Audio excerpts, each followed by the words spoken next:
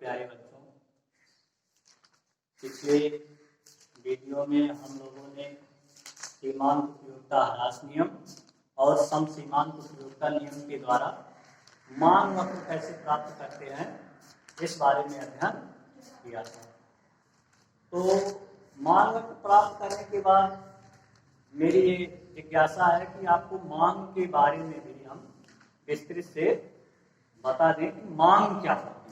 आज का जो मुख्य विषय है कि मांग क्या होती है, अर्थशास्त्र में मांग क्या होती है।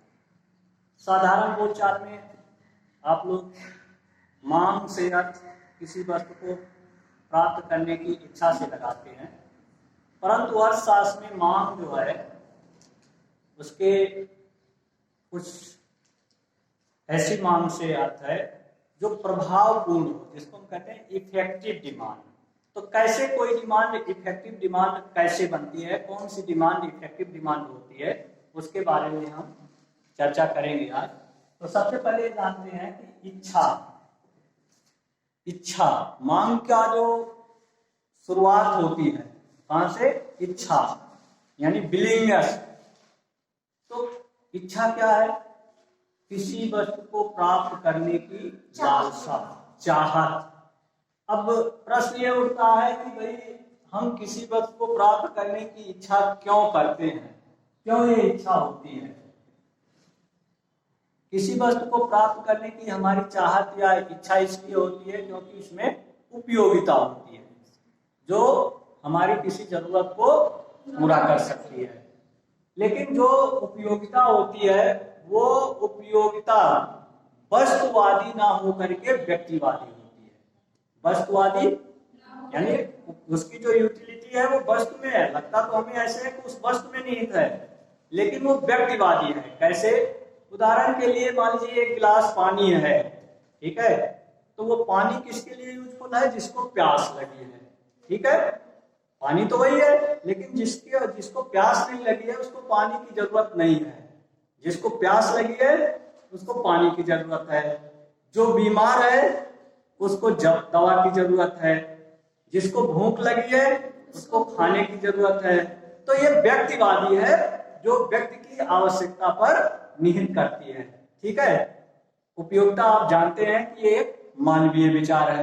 तो इच्छा या चाहत कब होती है, किसी वस्तु को प्राप्त करने की लालसा, क्यों, क्योंकि उसमें वो उपयोगिता है जो हमारी किसी आवश्यकता को पूरा कर सकती है। लेकिन इच्छा में यह जरूरी नहीं है कि जो हमारी इच्छा है वो पूरी ही हो, क्योंकि हमारे मन में बहुत सारी भावनाएं, बहुत चीजें प्राप्त करने की इच्छाएं, भावनाएं आती रहती हैं। तो फिर उन भावनाओं को प्रभावपूर्ण कैसे बनाया जाए, मांग में कैसे वो बदले, कैसे मांग में आए।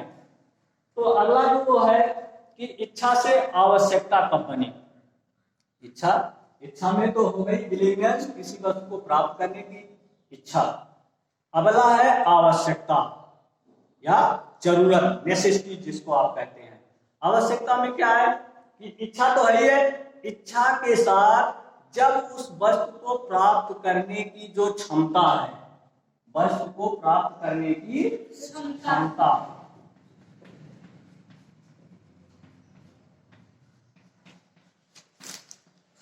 क्षमता क्या होती है, यानी मान लीजिए कि उसको प्राप्त करने के लिए धन, साधारण बोलचाल में हम कह सकते हैं कि पैसे से हम प्राप्त करने के लिए धन उपलब्ध हो, जिससे कि हम उस वस्तु को प्राप्त कर सकें। दूसरा, जो भी क्षमता या जो पैसा हमारे पास उपलब्ध है, क्योंकि हमारी जरूरतें अनंत होती हैं, तो जरूरी नहीं है कि हम पे जो पैसा है हम उसी वस्तु पे खर्च करें, उस वस्तु पे खर्च करने के लिए हम तैयार भी हो। यानी एक तो क्षमता हो और जो क्षमता है उसको उस वस्तु पे लगाने को तैयार है, ठीक है, यानी व्यय करने की तत्परता हो, व्यय करने की तत्परता।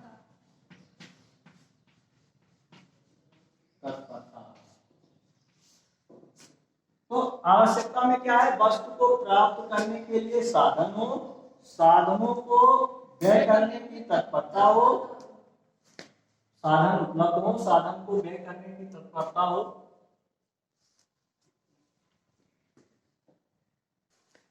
तीन बातें हैं, और वस्तु को प्राप्त करने की इच्छा, प्राप्त करने की इच्छा, तीन बातें हो गई।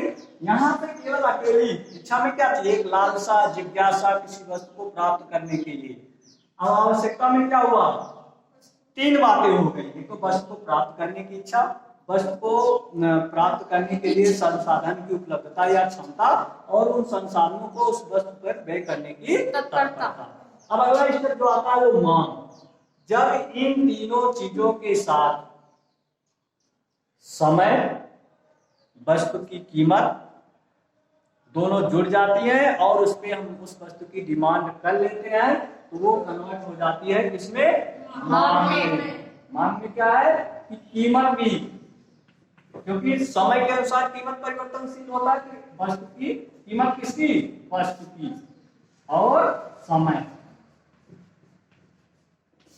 कितनी चीजें हो गई मांग में, 5 चीजें, तीनों चीजें हैं और 2 चीजें हैं।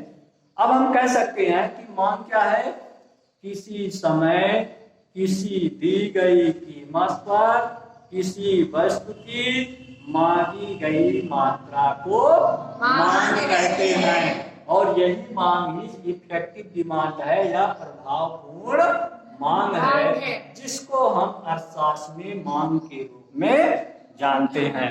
अब अगला ये है कि मांग कितने प्रकार की, मांग के कुछ प्रकार हम देख लेते हैं। मांग के प्रकार, ये मांग जो है इसके टाइप्स ऑफ डिमांड क्या है। तो पहली है जैसे मांग, कीमत मांग। कौन सी मांग, कीमत मांग। आय मांग,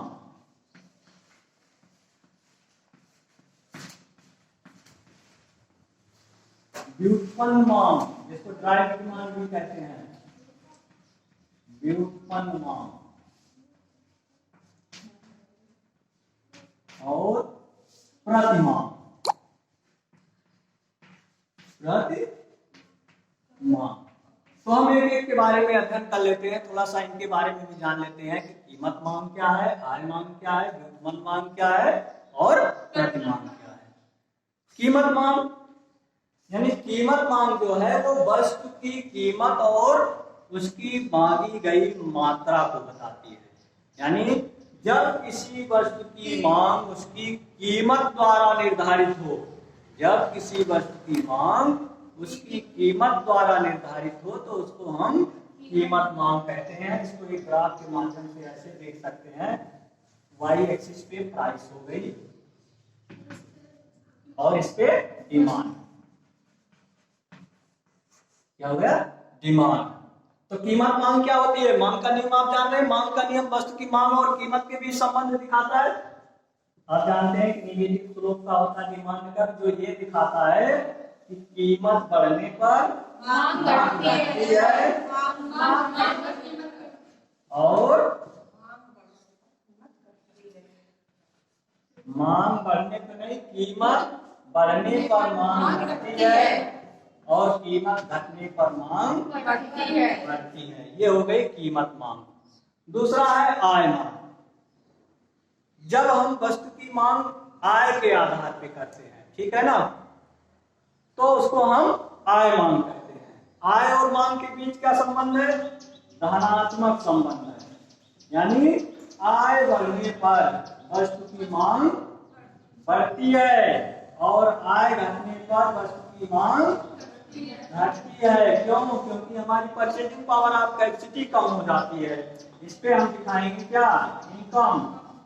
जैसे हम यहाँ दिखा रहे थे प्राइस, अब क्या दिखा रहे हैं, इनकम। तो ये जो हमारी डिमांड है वो क्वालिटी होगी। ये डिमांड कर्व है, कौन सी डिमांड कर्व है, आय मांग, इनकम डिमांड कर्व है। ये क्या दिखा रहा है कि आय बढ़ी तो मांग बढ़ी, आय अगर वाई है तो मांग ओ क्यू है, और y1 हो गई तो OQ1 हो गई। इसी तरीके से अगर कम होगी तो मांग कम हो जाएगी। तीसरा है व्युत्पन्न मांग। व्युत्पन्न, व्युत्पन्न का मतलब है जो मांग किसी अन्य मांग के कारण उत्पन्न हो, जो मांग किसी अन्य मांग के कारण उत्पन्न हो, यानी कि जिन ऐसी वस्तुओं की मांग जिसका हम सीधे सीधे कंज्यूम ना करें। जैसे सबसे बेस्ट अगर एग्जांपल में देखें, जैसे पैसा, पैसा हमारे किस काम, पैसे को हम खाते तो नहीं है, हमें पैसे क्यों चाहिए, क्योंकि उन पैसों से हम अपनी जरूरत की अन्य वस्तुएं प्राप्त कर सकते हैं। तो पैसे की जो मांग है, साधन की जो मांग होती है, साधन, साधन क्या, जो उत्पादन के साधन है, उत्पादन के जो साधन है उनकी डिमांड क्या होती है, क्योंकि हमें वस्तुओं की जरूरत होती है और वो वस्तुओं को बनाने में मदद करते हैं, इसलिए हम साधन की डिमांड करते हैं। इसी तरीके से पैसे की डिमांड क्यों है, क्योंकि पैसे की सहायता से हम अन्य वस्तुओं को और सेवाओं को प्राप्त करते हैं। तो वो कौन सी मांग है, व्युत्पन्न मांग। सीधी सी बात है, वह मांग जो किसी अन्य मांग के कारण उत्पन्न होती है उसको हम व्युत्पन्न मांग कहते हैं। ठीक है, उसमें उस वस्तु का सीधे सीधे हम उपभोग प्रत्यक्ष रूप से नहीं करते हैं, बल्कि उसकी सहायता से अपने जरूरत या अपने उपभोग की अन्य वस्तुएं प्राप्त करते हैं। तीसरा है प्रतिमांग, क्रॉस डिमांड जिसको कहते हैं। प्रतिमांग से क्या अर्थ है कि जब एक वस्तु की मांग दूसरे वस्तु की कीमत पे निर्भर करे, जब एक वस्तु की मांग दूसरे वस्तु की कीमत पर निर्भर करे तो उसको प्रतिमांग कहते हैं। ऐसी मांग जो है वो रिलेटिव गुड्स की होती है। रिलेटिव गुड्स, रिलेटिव गुड्स दो तरीके की होती है। कौन सी, एक तो कॉम्प्लीमेंट्री और एक सब्स्टिट्यूट, यानी पूरक वस्तुएं और प्रतिस्थापन वस्तुएं। पूरक वस्तुएं आप लोग पहले भी एग्जांपल देख चुके हैं पूरक वस्तुओं का, जैसे बैट और बॉल है, बाइक और पेट्रोल है। अगर पेट्रोल सस्ता हो रहा है तो बाइक और कार्स की डिमांड बढ़ रही है, तो कीमत किसकी परिवर्तित हो रही है, पेट्रोल की, और डिमांड किसकी परिवर्तित हो रही है, बाइक्स और कार्स, कार की। तो जब एक वस्तु की कीमत में परिवर्तन हो और दूसरे वस्तु की मांग में परिवर्तन हो, तो इसमें एक्स और वाई वस्तु पे अलग अलग डिमांड होती है। अगर एक्स वस्तु की डिमांड होगी एक्स गुड्स की, तो कीमत किसकी होगी, वाई गुड की, प्राइस होगी वाई गुड की।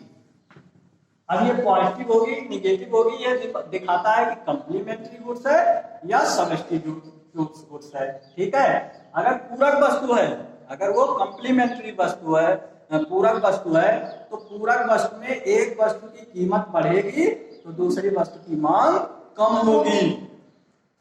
एक वस्तु की कीमत बढ़ेगी तो दूसरी वस्तु की मांग कम होगी, प्राइस चेंज होगा। इसका वाई वस्तु का पी वाई और पी वाई वन, और डिमांड किसकी परिवर्तित होगी, पी वाई से पी वाई वन बढ़ गई, और डिमांड किसकी कम हो गई, एक्स वस्तु की, क्यू एक्स और क्यू एक्स वन और क्यू एक्स। ठीक है, तो प्राइस किसकी बदली, वाई वस्तु की, और डिमांड किसकी बदली, एक्स वस्तु की। ये किस वस्तु की दशा में, पूरक वस्तु में। कौन सी वस्तु में, पूरक वस्तु की मांग में ऐसा होता है। दूसरा है प्रतिस्थानापन्न वस्तु। प्रतिस्थानापन्न वस्तु में क्या होगा कि एक वस्तु की कीमत अगर कम हुई तो दूसरी वस्तु की मांग कम हो जाएगी। क्यों, क्योंकि प्रतिस्थानापन्न वस्तु वो है जो दूसरी वस्तु की जगह पे यूज हो सकती है। तो जब उस वस्तु की कीमत कम होगी तो दूसरी वस्तु की तुलना में वो सस्ती हो जाएगी, और जो उसके उपभोक्ता हैं वो टूट पड़ेंगे इस वस्तु पे जिसकी कीमत कम हुई है। जिसको खरीदना शुरू कर देंगे तो उसकी मांग जो है बढ़ जाएगी और दूसरे वस्तु की मांग कम हो जाएगी। तो ये ऐसे होगी, ये किसकी है, प्रतिस्थानापन्न वस्तु की मांग है।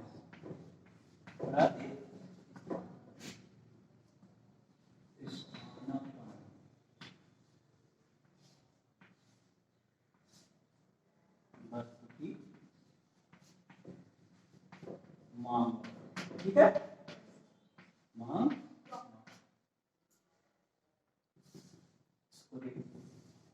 प्राइस किसकी चेंज हो रही है, वाई वस्तु की। अगर इसको